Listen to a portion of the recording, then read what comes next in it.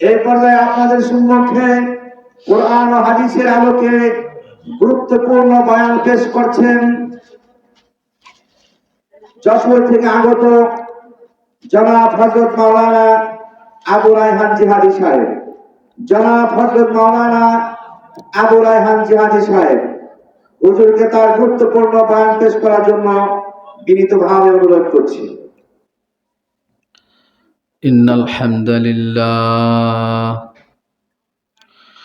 والصلاة والسلام على رسول الله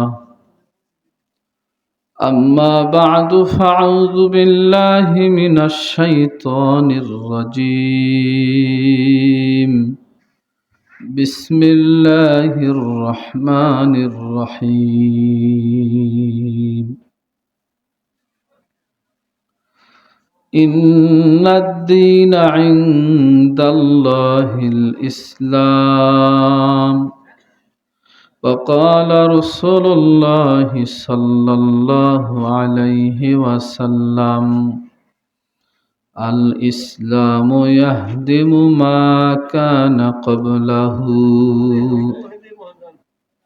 أو كما قال عليه الصلاة والسلام। হুজুর আসেন, উপরে আসেন, আসেন প্লিজ, আসেন না হুজুর, না আসেন, উপরে আসেন।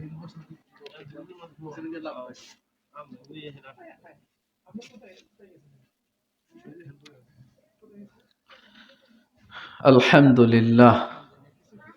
মুআজ্জাজ মুকাররম হাজিরিন বিরাদারান ইসলাম আজিজতুল্লাবা, সাইফুল উলুম ইসলামিয়া কওমি মাদ্রাসা কর্তৃক আয়োজিত আজকের এই বার্ষিক তাফসিরুল কোরআন মাহফিলের মুহতারাম সদর সভাপতি, মঞ্চে উপবিষ্ট জাতির রাহবার সাহেবে কোরআন উলামায়ে কেরাম, সম্মুখ পানে সমাবেত দিনপ্রিয় ইসলামপ্রিয় দিনদার ইমানদার মুমিন মুসলমান ভাইরা, বুড়া বাবারা, যুবক ভাইয়েরা, পর্দার আড়ালের মা ও বোনেরা, আল্লাহ পাক রব্বুল আলামিনের শাহী দরবারে লাখো কোটি শুকরিয়া যে মহান আল্লাহ পাক রব্বুল আলামিন আমাদেরকে তাফসিরুল কোরআন মাহফিলে আসবার বসবার তৌফিক দান করেছেন।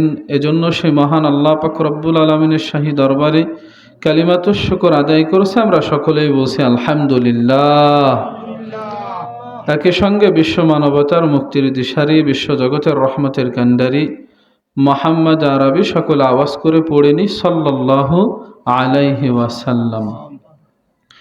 যার আগমনে আধার ঘষে মানবতার পূর্ব দিগন্তে নতুন সূর্যের উদয় হয়েছিল, মানুষের নাজাতের জন্য মানুষেরই হাতে যে নবী তায়েফের জমিনে রক্ত ঝরিয়েছিলেন, উহুদের মাঠে দান মোবারক শহীদ করে দিয়েছিলেন, উম্মতের নাজাতের জন্য শেষ রাতের কান্নায় যারা হাজারিতে আল্লাহর আরশে আজিম দুলত, লক্ষাধিক নবী রাসূলকে আল্লাহ তাআলা মানব জাতির হিদায়াতের জন্য এ জমিনে পাঠিয়েছিলেন।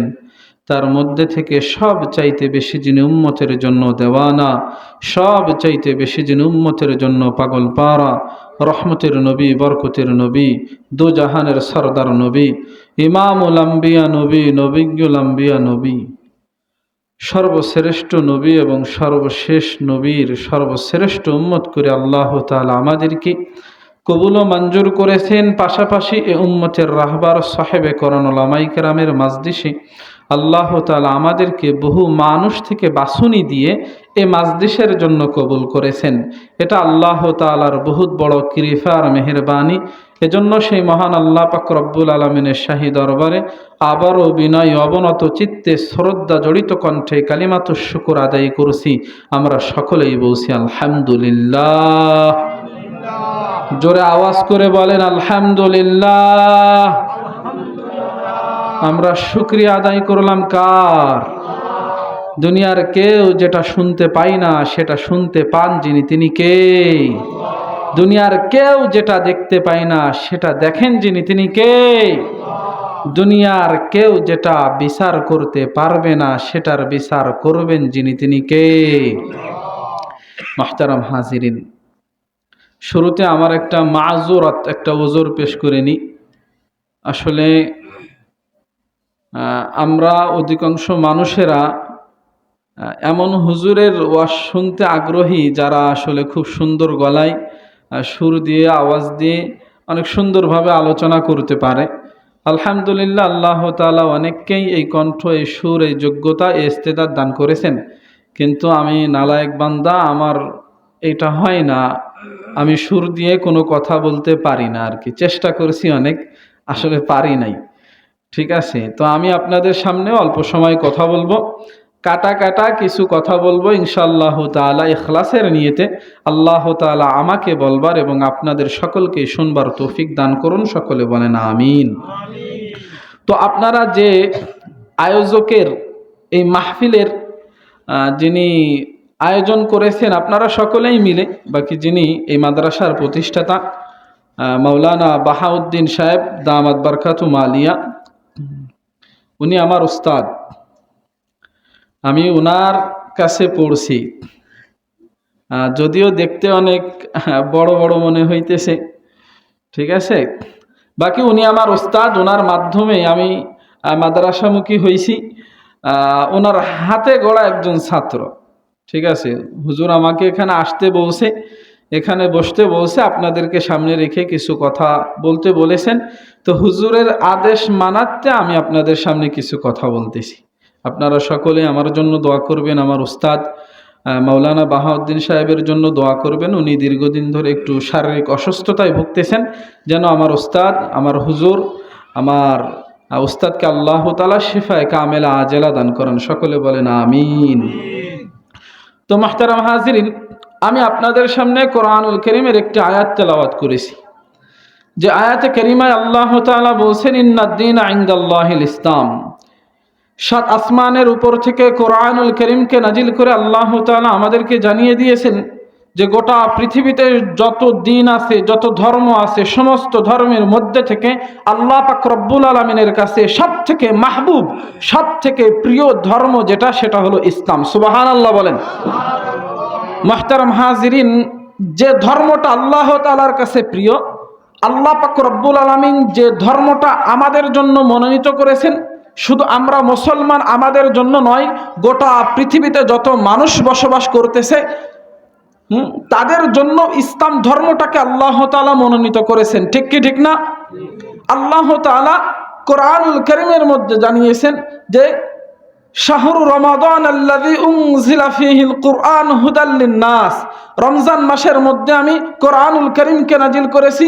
কেন নাজিল করেছি? তার উত্তরে আল্লাহ তাআলা বলেছেন হুদাল লিন-নাস, গোটা পৃথিবীর সমস্ত মানুষদের জন্য হিদায়াত স্বরূপ আল্লাহ তাআলা কোরআনকে নাজিল করেছেন। সুবহানাল্লাহ বলেন। তো ভাই, যে মানুষ তার জন্যই কোরআন, তার জন্য ইসলাম ধর্মটা আল্লাহ তাআলা মনোনীত করেছেন। তো আল্লাহ তাআলা আমাদেরকে যে ইসলাম ধর্মের একজন সৈনিক হওয়ার তৌফিক দান করেছেন, এতে আমরা খুশি না বেজার? তো দেখেন ভাই, এটাই, এই ইসলাম ধর্মটাই আল্লাহ তাআলার কাছে প্রিয়, এই ধর্মটাই আল্লাহ তাআলার কাছে প্রিয়, এটাই আল্লাহ তাআলার কাছে মাহবুব ধর্ম। কেউ যদি নাজাত পেতে চায়, কেউ যদি জাহান্নাম থেকে বাঁচতে চায়, অবশ্যই তাকে ইসলাম ধর্মের সৈনিক হতে হবে। কেউ যদি জাহান্নাম থেকে বাঁচতে চায়, অবশ্যই তাকে ইসলাম ধর্মের সৈনিক হয়ে আল্লাহ তাআলার প্রদত্ত যে সংবিধান কোরআনুল কারীমকে আল্লাহ তাআলা পূর্ণাঙ্গ জীবন ব্যবস্থা রূপে প্রেরণ করেছেন, এই কোরআনকে সংবিধান মেনে তার জীবন বসর করতে হবে। কোরআনের রঙে রঙিন, অর্থাৎ কোরআনের রঙে যে ব্যক্তি নিজের জীবনকে সুসজ্জিত করে কবর জগতে পদার্পণ করবে, আল্লাহ পাক রব্বুল আলামিন তার পরপারের জীবনটাকে জান্নাতের মেহমান বানায়া ধন্য করে দিবেন। সুবহানাল্লাহ, জোরে আওয়াজ করে বলেন। এক আয়াতে আল্লাহ তাআলা বলেছেন ওমাইয়াবতাগি গায়রাল ইসলামি দীনান ফালা ইউকবালা মিন।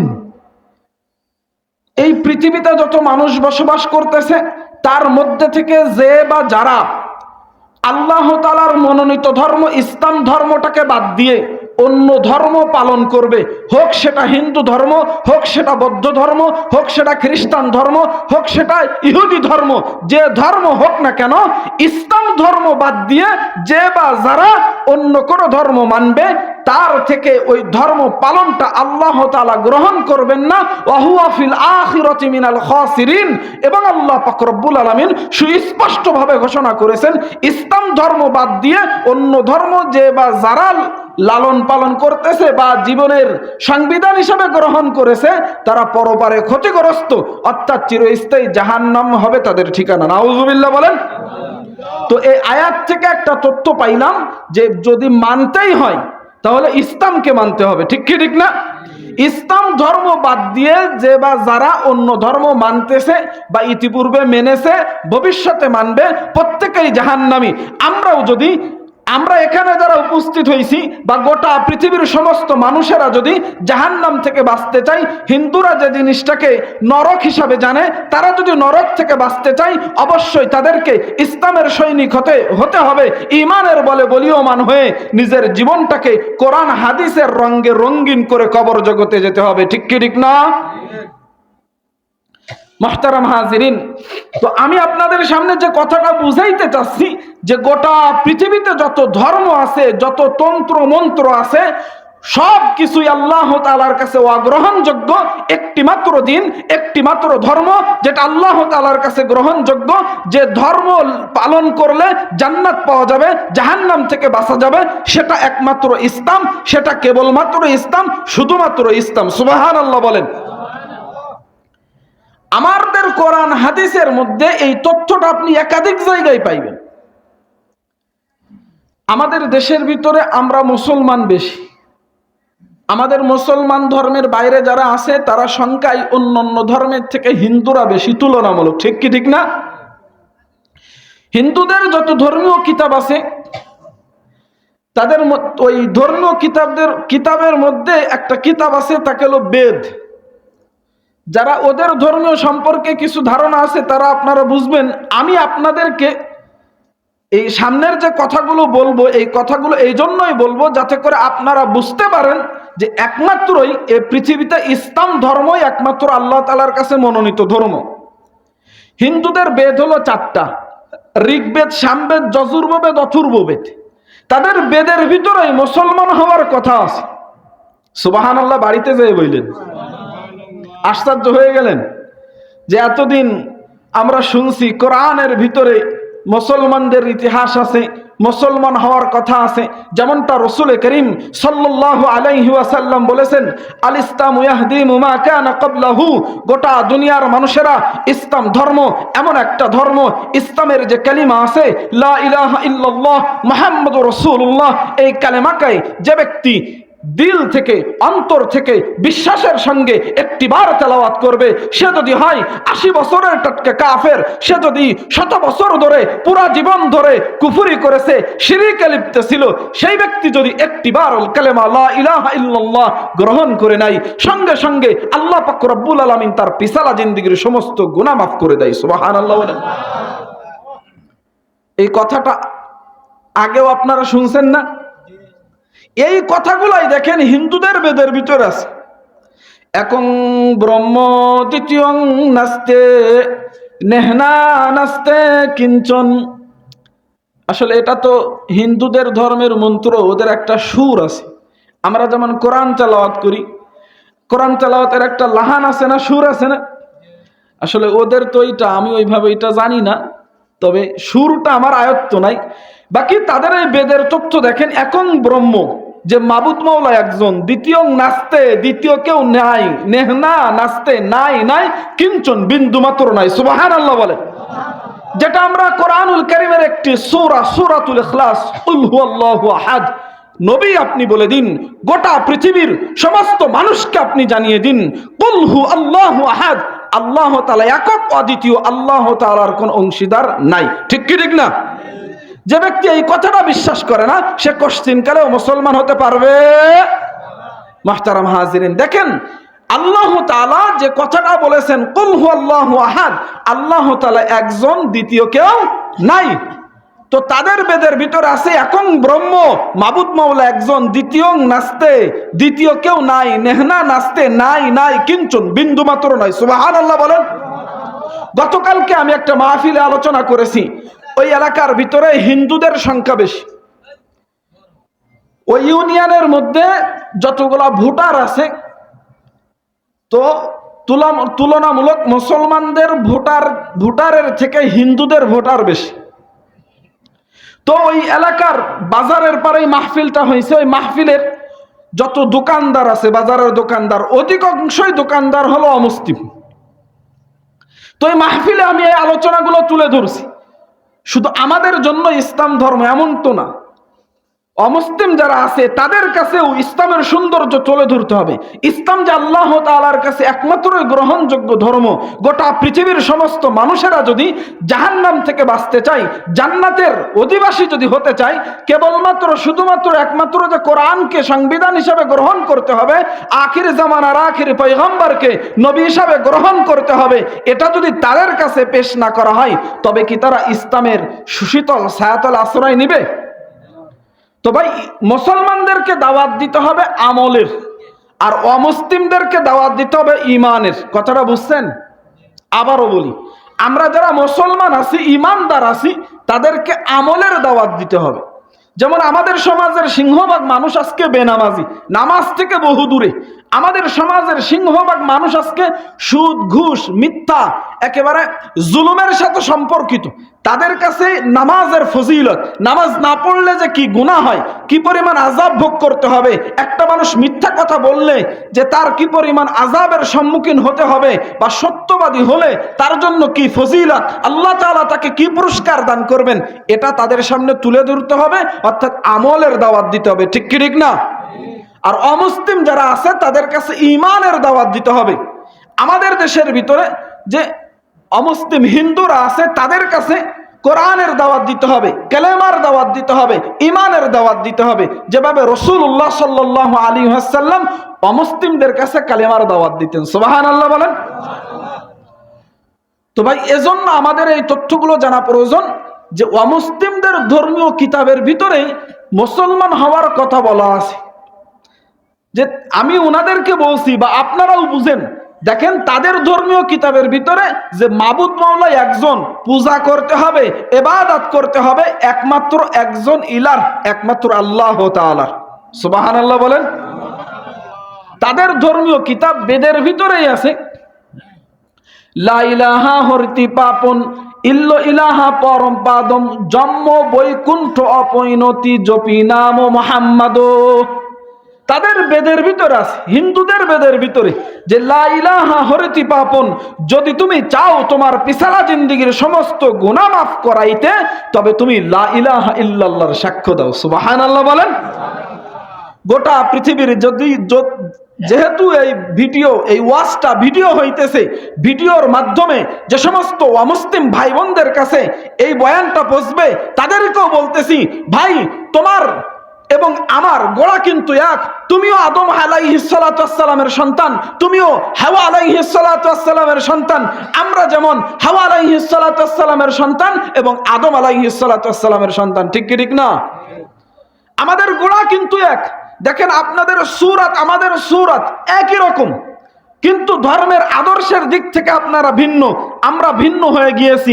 আপনাদের কাছে সত্য দিন আল্লাহ তাআলা আমাদেরকে হাদিয়া স্বরূপ দিয়েছেন, এই সত্য দিনের সত্যতা আপনাদের কাছে তুলে ধরতেছি। হিন্দু ভাইয়েরা, আপনারা বুঝেন এবং মনে রাখেন, আপনাদের ধর্মীয় গ্রন্থ যদি আপনি সঠিকভাবে মানেন, অবশ্যই আপনাকে ইসলাম ধর্ম গ্রহণ করে মুসলমান হতেই হবে। ঠিক কি ঠিক না?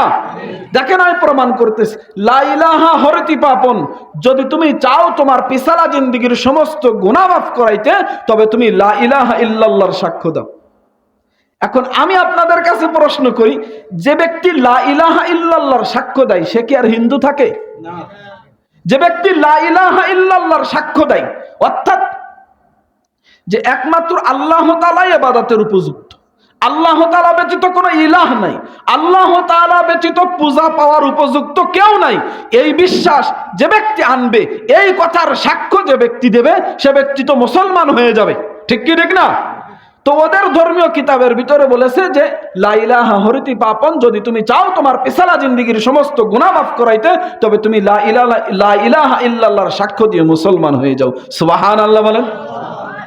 যেমন আমাদের রাসূলুল্লাহ সাল্লাল্লাহু আলাইহি সাল্লাম বলেছেন, আল ইসলাম ইয়াহদিমু মা কানা ক্বাবলাহু, ইসলাম এমন একটা ধর্ম, এই কালেমা পড়ে মুসলমান হইলে সঙ্গে সঙ্গে আল্লাহ তাআলা তার পেছালা জিন্দেগীর সমস্ত গুনাহ মাফ করে দেন। সুবহানাল্লাহ বলেন।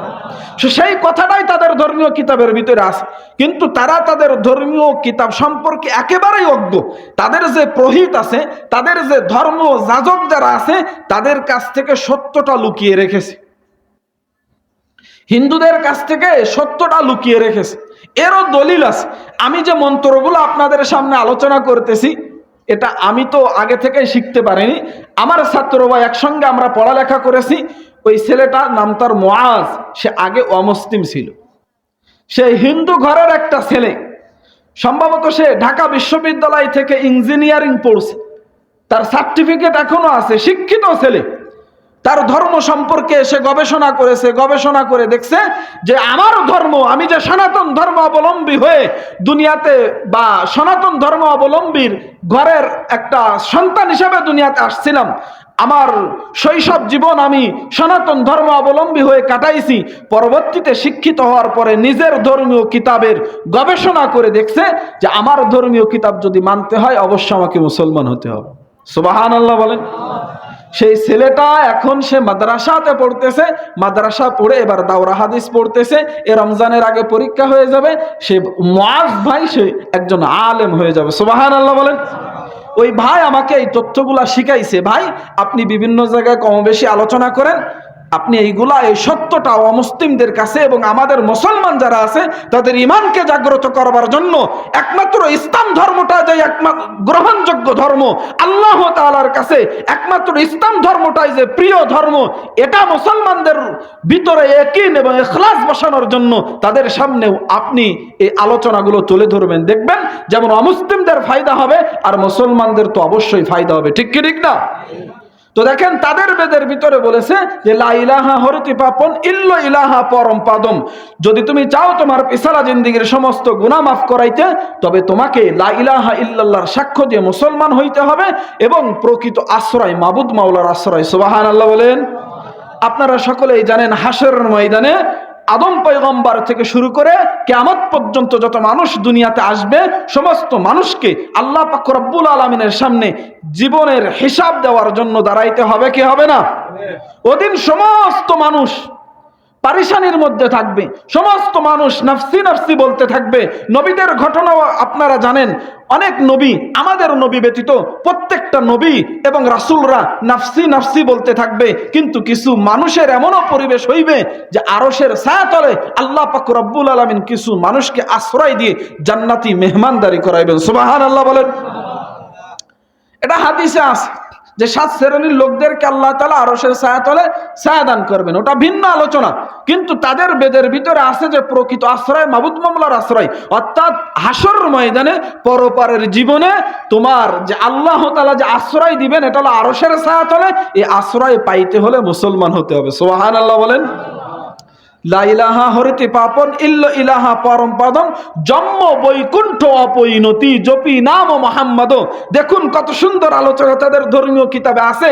এটা যদি তারা মেনে নেয়, অবশ্যই গোটা পৃথিবীর যত হিন্দু ধর্মের মানুষেরা আছে তাদের এই বেদের তথ্যগুলা যদি মানে, অবশ্যই তারা মুসলমান হতে বাধ্য। পরে বলেছে যে লা ইলাহা হরিতে পাপন ইল্লা ইলাহা পরম পাদম, জন্ম বৈকুণ্ঠ অপরিণতি, যে মরণের পরে যদি তুমি চাও বৈকুণ্ঠ নামক স্বর্গে যেতে, আমাদের রাসূলুল্লাহ সাল্লাল্লাহু আলাইহি সাল্লাম আমাদেরকে বলেছেন, ও আমার উম্মতেরা, তোমরা যখন আল্লাহ তাআলার কুদরতি কদমে সিজদা দিবা, আল্লাহ পাক রব্বুল আলামিনের কাছে দুহাত উঠিয়ে নিজের চোখের পানি ছেড়ে পিছলা জিন্দেগীর গুনাহের কথা স্মরণ করে গুনাহ থেকে মাফ চাইবা এবং পরপারের জন্য জান্নাত চাইবা, তখন তোমরা জান্নাতুল ফেরদাউস আল্লাহ তাআলার কাছে চাইবা। ঠিক কি ঠিক না? কেন? জান্নাতুল ফেরদাউস উঁচু মাকামের জান্নাত, ঠিক না ভাই? তো দেখেন তাদের বেদের ভিতরে বলতেছে জন্ম বৈকুণ্ঠ পরিণতি জপি নাম মোহাম্মদ, যদি তোমরা চাও মরণের পরে বৈকুণ্ঠ নামক স্বর্গে যেতে, হিন্দুরা বুঝবে, হিন্দুদের সঙ্গে আমার এই বিষয়ে আলোচনা হয়েছে, বৈকুণ্ঠ নামক স্বর্গ অর্থাৎ জান্নাতুল ফেরদাউসে যদি তোমরা যেতে চাও জপি নাম মোহাম্মদ, তবে তোমরা মুহাম্মদ সাল্লাল্লাহু আলাইহি ওয়াসাল্লামের নাম জপো, অর্থাৎ মুহাম্মদ সাল্লাল্লাহু আলাইহি ওয়াসাল্লামকে নবী রূপে গ্রহণ করে তার উপরে দুরূদ পড়তে থাকো। সুবহানাল্লাহ বলেন, জোর আওয়াজ করে বলেন সুবহানাল্লাহ, জোর আওয়াজ করে বলেন ভাই।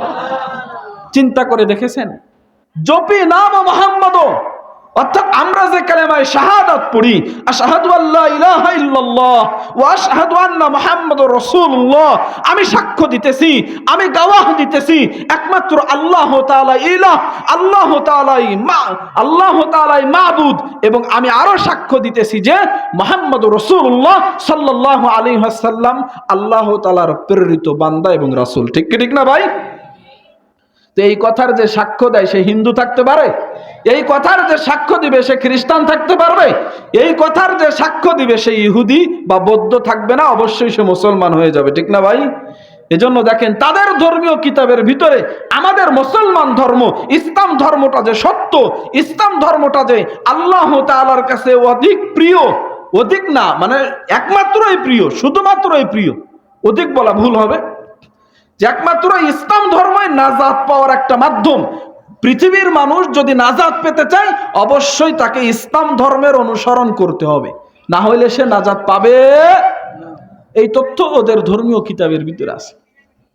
এবং আরো একটা তথ্য নেন, এই হিন্দুদের সঙ্গে আমি কথা বলেছি, তাদের অনেক পুরোহিতের সঙ্গে কথা বলেছি, কথা বললে ওরা বলে যে হুজুর আপনি ঠিক কথা কইছেন, কিন্তু আমাদের কলিযুগের একজন কলকি অবতার আসবে। আমরা যেমন বলি আখিরি যুগ, আখিরি জামানার আখিরি পয়গম্বরের আমরা উম্মত, ঠিক কি ঠিক না? তো তারা এখন অপেক্ষা করতেছে কলিযুগের কলকি অবতার। তাদের কাছে যুগ হলো তিনটা, এখন হলো কলিযুগ, এটা ওরা স্বীকার করে হিন্দুরা। তো কলিযুগের একজন কলকি অবতার আসবে, অর্থাৎ শেষ অবতার আসবে, তাকে তারা অনুসরণ করবে, এটা একটা বিশ্বাস। এবং তাদের ধর্মীয় কিতাবের ভিতরে কলিযুগের কলকি অবতার যিনি হবে তার কিছু আলামত, তার কিছু নিদর্শন, তাকে চিনব কিভাবে এই আলামত নিদর্শন দিয়ে দিছে। বেদের ভিতরে আছে নরসং সং শ্রীদিষ্টম পসং সপ্রথস্তমং সদমং খসম। তাদের বেদের ভিতরে আছে নরসংসং শ্রীদিষ্টম পসং, কলিযুগের কলকি অবতার সেই হবে যার নাম হবে নরসংসং। নরসংসং সাংস্কৃতিক ভাষায় এই নরসংসং এর আপনি বঙ্গ অনুবাদ করেন তাহলে হবে প্রশংসিত, এই প্রশংসিতটাকে আপনি আরবিতে অনুবাদ করেন হবে হলো মুহাম্মদ বা আহমদ। সুবহানাল্লাহ বলেন। তো তাদের ধর্মীয় কিতাবের ভিতরে কলিযুগের কলকি অবতার চেনার একটা আলামত নিদর্শন যে আখিরি জামানার আখিরি পয়গম্বর যে হবে তার নাম হবে নরসংসং, অর্থাৎ প্রশংসিত, অর্থাৎ মুহাম্মদ। আমাদের রাসূলুল্লাহ সাল্লাল্লাহু আলাইহি সাল্লামের নাম মুহাম্মদ। ঠিক কি ঠিক না? তো তারা যদি তাদের এই ধর্মীয় কিতাবের এই তথ্যটা মানে, বিশ্বাস যদি করে, অবশ্যই রাসূলের উপরে ঈমান আনতে হবে কি হবে না? আরো তথ্য তাদের ধর্মীয় কিতাবের ভিতরে দিছে। কলিযুগের কলকি অবতার অর্থাৎ শেষ যুগের শেষ অবতার অর্থাৎ শেষ নবী, শেষ রসুল যিনি হবে মদবর্পিতা দেবাদকারান্তে প্রকৃতিতা বৃষানাং ভক্কায়েত সদামেদা শাস্তে শ্রীমিতা। দেখেন তাদের বেদের ভিতরে বলছে মদবর্পিতা দেবাদকারান্তে প্রকৃতিতা, ও গোটা পৃথিবীর সনাতন ধর্ম অবলম্বী যত মানুষেরা তোমরা আসো, তোমরা অপেক্ষা করতেছো যে তোমাদের নিকটে কলিযুগের কলকি অবতার আসবে। হ্যাঁ, এটা সত্য, কলিযুগের কলকি অবতার আসবে। তাকে চিনবা কিভাবে? চিনার জন্য নিদর্শন হলো মদবর্পিতা দেবাদকারান্তে প্রকৃতিতা। চিনার আলামত হলো যিনি কলিযুগের কলকি অবতার হবেন তার নামের প্রথম অক্ষর হবে ম এবং শেষের অক্ষর হবে দ। সুবহানাল্লাহ জোরে আওয়াজ করে বলেন। মিলান মুহাম্মদ মেলে কি মেলে না? তো শুরু অক্ষর ম, শেষের অক্ষর দ, মুহাম্মদ। হিন্দুরা বা সনাতন ধর্ম অবলম্বী যারা আছে তারা 33 কোটি দেবদেবীর পূজা করে। এই 33 কোটি দেবদেবী যারা আছে প্রত্যেকের নাম অনুসন্ধান করে পরীক্ষা করা হয়েছে, এই নামের একজনও পাওয়া যায় না। সুবহানাল্লাহ বলেন। এই আখিরি জামানার আখিরি পয়গম্বর মুহাম্মদ সাল্লাল্লাহু আলাইহি ওয়াসাল্লাম। আরো একটা তথ্য দিয়ে দিই, রাসূলুল্লাহ সাল্লাল্লাহু আলাইহি ওয়াসাল্লাম প্রায় 1500 বছর পূর্বে দুনিয়াতে এসেছিলেন। আর রাসূলুল্লাহ সাল্লাল্লাহু আলাইহি ওয়াসাল্লাম আসার পূর্বে এই পৃথিবীতে আদম পয়গম্বর থেকে শুরু করে রাসূলুল্লাহ সাল্লাল্লাহু আলাইহি ওয়াসাল্লাম জন্মগ্রহণ করার আগ মুহূর্ত কোনো একটা মানুষের নাম মুহাম্মদ নামকরণ করা হয়নি। শুধুমাত্র মুহাম্মদ সাল্লাল্লাহু আলাইহি ওয়াসাল্লামকে মুহাম্মদ নামকরণ করেছেন, ঠিক কি ঠিক না? পরবর্তীতে আমরা অনেকেই ভালোবেসে রসুলের নামে নামকরণ করি, ঠিক না ভাই? তাহলে দেখা যায় তাদের ধর্মীয় কিতাবের তথ্য অনুযায়ী তারা যে কলিযুগের কল্কি অবতারের জন্য অপেক্ষা করতেছে তিনি হলেন আমাদের রসুল সাল্লাল্লাহু আলাইহি ওয়াসাল্লাম। শেষের দিকে বলেছে মদবর্পিতা দেবাদকারান্তে প্রকৃতিতা বৃষণাং ভক্কায়েত সদামেদা শাস্তে শ্রীমিতা। যে কলিযুগের কল্কি অবতার চেনার তো আলামত হলো একটা, শুরু অক্ষর হবে ম, শেষের অক্ষর হবে দ, মুহাম্মদ। এবং ওই মুহাম্মদ সাল্লাল্লাহু আলাইহি ওয়াসাল্লাম তাদের তথ্য অনুযায়ী কলিযুগের কল্কি অবতার এসে গরুর গোশতকে চিরদিনের জন্য হালাল করে দিবে, বৈধ করে দিবে, জায়েজ করে দিবে। সুবহানাল্লাহ বলেন। দেখেন তাদের ধর্মীয় কিতাবের ভিতরে এই গরুর গোশতটাকে যে বৈধ করে দিবে আমাদের নবী এসে, কলিযুগের কল্কি অবতার এসে, অর্থাৎ আখিরি জামানার আখিরি পয়গম্বর হিসাবে এটা আমাদের রাসূলুল্লাহ সাল্লাল্লাহু আলাইহি ওয়াসাল্লাম গরুর গোশতকে হালাল করেছে, ঠিক না ভাই? এখনো হিন্দুরা দেখেন এই তথ্যটাকে লুকিয়ে না মেনে তারা গরুকে দেবতা মানে, তারা গাভীকে দেবতা মানে। এক পুরোহিতের সন্তানের সঙ্গে আমি একদিন ওকে দাওয়াত দিছি। ওই ছেলেটার আব্বা হলো মন্দিরের একজন যাজক, ধর্মযাজক, মানে আমাদের যেমন ইমাম মসজিদের বা খতিব, ওদের মন্দিরের ওর আব্বা হলো পূজা মানে নিয়ন্ত্রণ করে আর কি, করায়, মানে মন্দিরের একজন লিডার। বুঝেন আমার কথা, বুঝেন? তো ওই ছেলেটাকে আমি ইসলামের দাওয়াত দিছি। দাওয়াত দিতে দিতে আমি বললাম যে ভাই তোমরা 33 কোটি দেবদেবীর পূজা করো। হ্যাঁ করি। তো আমি বললাম তোমাদের ধর্মীয় কিতাবের ভিতরে একজনের কথা বলা হয়েছে, একং ব্রহ্ম। আমি বলছি তুমি কি এটা আগে কোনোদিন শুনছো? হ্যাঁ শুনছি। তোমার বাড়িতে বেদ আছে? হ্যাঁ আছে। তা আমি যে তোমার এই যে একং ব্রহ্ম দ্বিতীয় নাস্তে নেহনা নাস্তে কিঞ্চন, এটা কি তুমি বেদে কোনোদিন পড়েছো? হ্যাঁ এটা আছে। তো আমি বলছি তোমার ধর্মীয় কিতাবের ভিতরে একজনকেই মানার কথা বলা হয়েছে, অথচ তোমরা 33 কোটি দেবদেবীর পূজা করো, এর তুমি কি ব্যাখ্যা দিবা? তখন ওই ছেলেটা বলল যে আচ্ছা হুজুর আপনি যে কথা বলেছেন আপনি কি আমার ধর্ম সম্পর্কে জানেন? আমি বলি কি জানবো? তো বলতেছে যে হুজুর আপনি জানেন না আমরা কিন্তু গাভীকে দেবতা মানি। এই 33 কোটি যে দেবদেবী আছে এই একটা গাভীর ভিতরে প্রবেশ করে। নাউজুবিল্লাহ বলেন। অর্থাৎ একটা গাভীর ভিতরে যখন 33 কোটি দেবদেবী পূজা মানে প্রবেশ করে, তখন আমরা শুধু গাভীর যদি পূজা করি তবে 33 কোটি দেবদেবীর পূজা করা হয়ে যায়। আমি বললাম আচ্ছা তাই? হ্যাঁ হুজুর তাই না, শুধু যেহেতু 33 কোটি দেবদেবী আমাদের গাভীর ভিতরে প্রবেশ করে, এই জন্য গাভীর গোশত, গাভীর মাংস খাওয়া আমাদের ধর্মে এটা জায়েজ না, এটা নিষেধ। তা আমি বললাম আচ্ছা ঠিক আছে, তাই যদি হয় তবে তোমরা গাভীর গোশত খাও না, ঠিক আছে, তো গাভীর দুধ খাও কেন? বুঝছেন? তা ছেলেটা বলতেছে তা দুধ খাইলে সমস্যা কি? আমরা তো আর দেবতা খাই না। হ্যাঁ, আর দেবতা থাকেলো রক্তের ভিতরে। ওই ছেলেটা বলতেছে যে দেবতা থাকে রক্তের ভিতরে। তা আমি বললাম যে তুমি কি জানো যে দুধ কি থেকে তৈরি হয়? বলতেছে না, দুধ তো রক্ত থেকেই তৈরি হয়। ঠিক কি ঠিক না? তো সেই অমুসলিম ভাইকে আমি এভাবে যুক্তি দিয়ে বললাম যে ভাই তুমি বলতেছো তোমার যুক্তি অনুযায়ী বা তোমার ধর্মীয় কিতাবের তথ্য অনুযায়ী বলতেছো 33 কোটি দেবদেবী একটি গাভীর ভিতরে প্রবেশ করে, আর তোমরা এই জন্যই গাভীর গোশত খাও না, গরুর গোশত খাও না, তবে তোমরা দুধ খাও। তবে তুমি শুনে রাখো, তুমি তাহকিক করো, তুমি জাস্টিফাই করো, ওই গাভীর দুধ কিন্তু রক্ত থেকেই তৈরি হয়। ঠিক না ভাই? আমি যতটুকু জানি এই গাভীর দুধ রক্ত থেকেই তৈরি হয়। অর্থাৎ তুমি দুধ খাইতেছো মানে তুমি গাভীর রক্ত খাইতেছো, আর তুমি গাভীর রক্ত খাইতেছো মানে তুমি তোমার 33 কোটি দেবদেবী খেয়ে ফেলতেছ। ঠিক না ভাই? আমি তাদের ধর্মকে আঘাত করে কথা বলতেছি না, আমি ওকে দাওয়াত দেওয়ার ফলে এই যুক্তি খাড়া করেছি। আচ্ছা বলেন, এই যুক্তি কোন সুস্থ বিবেক সম্পন্ন ব্যক্তির মাথায় ঢুকবে? কথা বলেন। তারা যদি একটু চিন্তা ফিকির করে, তারা যদি তাদের মস্তিষ্ককে খাটায়, আমাদের সমাজের ভিতরে দেখেন অনেকেই মুসলমানের ঘরে জন্মগ্রহণ করার পরেও ইসলাম ধর্ম থেকে বহু দূরে। তারাও যদি একটু চিন্তা ফিকির করে, আমাকে আল্লাহ তাআলা যদি চাইতেন হিন্দুর ঘরে জন্মগ্রহণ করাইতে, আল্লাহ তাআলা আমাকে দুনিয়াতে খ্রিস্টান হিসাবে পাঠাইতে পারতেন, বৌদ্ধ হিসাবে পাঠাইতে পারতেন, ইহুদি হিসাবে পাঠাইতে পারতেন, অন্যান্য ধর্মের মানুষের ঘরে জন্মগ্রহণ করাইতে পারতেন। এটা করে নাই।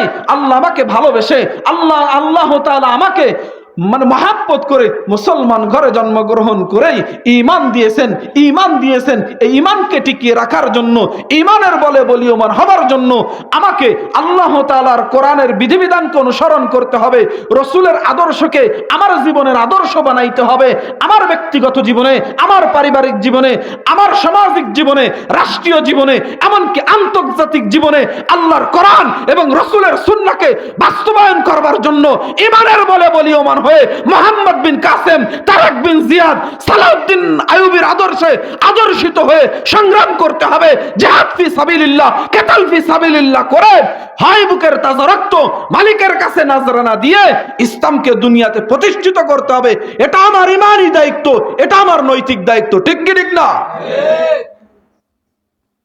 আমাদের মুসলমানদেরকে ভাবতে হবে। অমুসলিমরা যদি ভাবে তাদের ধর্মীয় গ্রন্থ সম্পর্কে, একটু বিবেক খাটায়, অবশ্যই তাদেরকে এই ইসলামের সুশীতল ছায়াতলে আশ্রয় নেওয়া ছাড়া দ্বিতীয় কোনো মাধ্যম পথ খোলা নাই। আরো অনেক তাদের ধর্মীয় কিতাব থেকে আমি তথ্য প্রমাণ দিয়ে আমি এটা প্রমাণ করতে সক্ষম হব যে ইসলাম ধর্মটাই একমাত্র আল্লাহ তাআলার কাছে মনোনীত ধর্ম, প্রিয় ধর্ম। এবার দেখেন, সাধারণ একটা যুক্তি আমি আপনাদেরকে দিই। অনেকেই দেখা যায় আমরা যারা এখানে আসি, আমাদের বাজারঘাটে আমরা ব্যবসা বাণিজ্য করতে যে, বা যুবক ভাইরা যারা এখানে আছেন, তাদেরকেও পড়ালেখার ক্ষেত্রে যে একই স্কুলে পড়ার কারণে দেখা যায় আমাদের অনেক অমুসলিম বা হিন্দু বন্ধু আছে না নাই? এই অমুসলিম ভাইদের কাছে আপনার সঙ্গে যে একটা সম্পর্ক আছে, তাকেও আপনি ইসলামের দাওয়াত দেওয়া কিন্তু আপনার ঈমানি দায়িত্ব। সেই ব্যক্তি যদি আপনার সঙ্গে সুসম্পর্ক থাকার পরেও আপনি যদি কোনোদিন তাকে ইসলামের দাওয়াত না দেন, তবে সেই ব্যক্তিটা যদি পরপরে আপনার নামে মামলা করে যে অমুক ব্যক্তির সঙ্গে দুনিয়াতে আমার অন্তরঙ্গ বন্ধুত্ব ছিল, তার সঙ্গে আমার দিলের একটা বন্ধন ছিল, থাকার পরেও সে মুসলমান হওয়ার পরেও, সত্য ধর্মের একজন অনুসারী হওয়ার পরেও তার ইসলাম ধর্মটা যে সত্য ছিল এই তথ্যটা আমাকে কোনোদিন দেয় নাই, তাহলে ধরা খাবেন কিনা? তো আপনারাও অমুসলিমদেরকে দাওয়াত দেওয়ার জন্য একটা পদ্ধতি, একটা যুক্তি আমি আপনাদেরকে শিখায়া দিতেছি। আপনারা দেখবেন যারা হিন্দু আছে তাদেরকে যদি আপনি প্রশ্ন করেন, বা হিন্দু ধর্মীয় যে কিতাব আছে, আমাদের 8-9 যে বইগুলো আছে, হিন্দু ধর্ম যে বইগুলা স্কুলে যেটা পড়ানো হয়, ওই ক্লাস 9 হিন্দু ধর্মের বইয়ের 1-2 পৃষ্ঠা উল্টাইলেই দেখবেন যে 33 কোটি দেবদেবীর ধর্ম হলো, সেটা হলো সনাতন ধর্ম, হিন্দু ধর্ম। যারা হিন্দু ধর্ম পালন করে তাদের কাছে জিজ্ঞাসা করবেন যে তোমরা কতজন দেবদেবীর পূজা করো, তো তারা বলবে, দেখবেন যে দাদা আমরা 33 কোটি দেবদেবীর পূজা করি। আর তখন যদি আপনি বলেন তাকে, আচ্ছা দাদা তুমি 33 কোটি দেবদেবীর পূজা করো, হ্যাঁ এটা ভালো, তোমার ধর্মীয় কিতাব অনুযায়ী তুমি হয়তো বা পালন করো, আমি তোমাকে বলি তুমি কত বছর বেঁচে থাকবা? তো ধরেন আমাদের গড়ায়ু কত? রসুল বলেছেন বাইনা 70 ওয়া 60, এই আখিরি জামানার আখিরি পয়গম্বর উম্মতের হায়াত হবে 60 থেকে 70 বছর। তো ধরেন এক হিন্দু ভাইকে আপনি বললেন যে হিন্দু ভাই তুমি ধরো 60 বছর বেঁচে থাকলে, 60 বছর, এই 60 বছরে তুমি প্রত্যেক দিন একটা দেবদেবীর পূজা করবা, দ্বিতীয় দিন তার আর পূজা করবা না। আজকে যে দেবদেবীর পূজা করেছো আগামীকালকে সে দেবদেবীর পূজা করবা না, আগামীকালকে যে দেবদেবীর পূজা করবা তারপরের দিন সেই দেবদেবীর আর পূজা করবা না। এভাবে যদি তুমি পুরা জিন্দিগি, 60 বছরের জিন্দিগি তুমি যদি এভাবে পার করো, তবে তুমি পুরা জীবন ভরে তোমার পুরা হায়াত ব্যয় করে, এবার একটু গুণ করেন, 60 গুণ 365, তো 365 যদি আপনি এই গুণ দেন তাহলে হবে 21,900 দেবদেবী। তো হিন্দু ভাইকে আপনি বলবেন যে ভাই আপনি এই আপনার 33 কোটি দেবদেবীর থেকে আপনি পুরা জীবন ব্যয় করে মাত্র 21,900 দেবদেবীর পূজা করতে পারবেন, আর বাকি রয়ে যায় 32,99,78,100 দেবদেবীর পূজা আপনি কোনোদিন করেননি। বুঝছেন আমার কথা? এখন আপনাদের কাছে আমি বলি, এখানে আপনারা যারা উপস্থিত আছেন, 100 মানুষ যদি বলে আজকে এই কাজটা আমরা করি, আর 2-1 জন যদি বলে না এটা করার দরকার নাই, আমরা কোনটা করব? 100 মানুষ যেটা করেছে, ঠিক না? এটাই তো আমরা বাস্তব, এটাই মানি আর কি। মাশওয়ারা সাপেক্ষে যেই কাজ করি, যেদিকে মানুষ বেশি থাকে, খেয়াল বেশি দেয়, সেটা আমরা গ্রহণ করি, ঠিক কি ঠিক না? তো হিন্দু ভাইকে আপনি বলবেন যে দাদা আমি তোমাকে ভালোবেসেই কথাটা বলতেছি, তুমি একটু মস্তিষ্ক খাটাও, তোমার বিবেকটা খাটাও, তোমার 33 কোটি দেবদেবীর মধ্যে থেকে পুরা জীবন ব্যয় করে 21,900 দেবদেবীর পূজা করেছো, অর্থাৎ তারা তোমার প্রতি রাজি থাকবে, তারা তোমাকে স্বর্গে নিতে চাইবে। আর বাকি রয়ে গেছে 32,99,78,100 দেবদেবীর পূজা তুমি কোনোদিন করো নাই, তারা তোমাকে স্বর্গে নিতে চাবে? বোঝানোর জন্য বলি, কেউ যদি দুর্গার পূজা করে, গণেশের পূজা না করে, দুর্গা তাকে চাবে স্বর্গে নিতে, আর গণেশ কবে এই দুর্গার পূজা করলে আমি গণেশ কি ঠেইছি নাই, ঠিক না? আমার কেন পূজা করিস? তো আপনি এক অমুসলিম ভাইকে বলেন, দেখেন আপনাকে স্বর্গে নিতে চাবে 21,900 দেবদেবী, আর আপনার বিপক্ষে থাকবে 32,99,78,100 দেবদেবী। তাদের আপনি আপনার পুরা জীবন ব্যয় করে একদিনও পূজা করেননি, একদিনও ইবাদত করেননি, তাহলে তারা তো আপনাকে নরকে নিতে চাবে, ঠিক না ভাই? তা আপনি দেখেন এই 33 কোটির যে বিশ্বাস আছে, 33 কোটির যে পূজার যে বিশ্বাস আছে, এটা বাদ দিয়ে আপনি আপনার ধর্মীয় কিতাবের যে তথ্য একং ব্রহ্ম একমাত্র আল্লাহ তাআলার ইবাদত করেন, তবেই আপনি নাজাত পাবেন, তবেই আপনি নরক থেকে বাঁচতে পারবেন, চিরস্থায়ী সুখের ঠিকানা জান্নাতের মেহমান হতে পারবেন। সুবহানাল্লাহ বলেন। এজন্য আপনাদের কাছ থেকে আমি পণ এবং প্রতিজ্ঞা নিতেছি, আপনারা ইসলামের বিধিবিধানের উপরে অটল অবিচল থাকবেন তো ইনশাআল্লাহ? ইসলামের জন্য জানমাল কুরবান করবেন তো ইনশাআল্লাহ? মনে রাখবেন আমরা দুনিয়াতে একবার আসছি, যেতেই হবে আমাদের। মনে রাখবেন মানুষেরা, অমুসলিম জাতি, আমি আপনাদেরকে বলতেছি, জন্ম যখন আমাদের হয়েছে, মরতে কিন্তু আমাদের হবে। আমাদের এই সামান্য দুনিয়ার খাও দাও ফুর্তির তামাশা করে কোনো লাভ নাই, আমাদের হায়াতের ডুগডুগি বাজিয়ে কিন্তু কোনো লাভ হবে না। মনে রাখবেন দুনিয়াতে যা আসছি, আল্লাহ তাআলা বলেছেন ওমা খলাকতুল জিন্না ওয়াল ইনসা ইল্লা লিয়াবুদুন, জিন এবং ইনসান জাতিকে একমাত্র দুনিয়াতে আমি আল্লাহর ইবাদত বندگی করবার জন্য পাঠিয়েছি। এজন্য বলি দুনিয়ার জীবনের তামাশা করে লাভ নাই, খাও দাও ফুর্তির তামাশা করে লাভ নাই। মরণ তো হবেই তোমার, মরতেই তো হবে একদিন তোমায়, মৌতের সাথে আলিঙ্গন তো তোমার হবেই, মৌতের সাথে আরশোদন তো তোমাকে করতেই হবে। তবে মৌতের সাথে আলিঙ্গন করবার পূর্বে সকল জুলুমকে তছনছ করে দাও, সকল বাধার প্রাচীরকে ভেঙে দাও, দুনিয়ার সমস্ত লোভ লালসাকে দূরে ঠেলে দিয়ে, সমস্ত মন্ত্রতন্ত্রকে দূরে ফেলে দিয়ে, গণতন্ত্র সমাজতন্ত্র জাতীয়তাবাদ ধর্ম নিরপেক্ষতাকে দূরে ঠেলে দিয়ে আল্লাহর কোরআনকে সংবিধান মেনে, আল্লাহর কোরআনকে জীবনের জন্য আদর্শ মেনে রাসূলের সুন্নত তরিকায় জীবন বসর করুন। আল্লাহর কুদরতি কদমে সিজদা দিন এবং আল্লাহর কোরআনকে দুনিয়ার সংবিধান হিসাবে কায়েম করবার জন্য বুকের তাজা রক্ত যদি মালিকের জন্য নজরানা দিতে হয়, এটাই হবে তোমার জন্য ভাগ্য, এটাই আমার সাআদাত। ঠিক কিনা জোর আওয়াজ করে বলেন। এজন্য ভাই যে কথাগুলো বললাম, আল্লাহ তাআলা আমাদের সকলকে আমল করার তৌফিক দান করুন।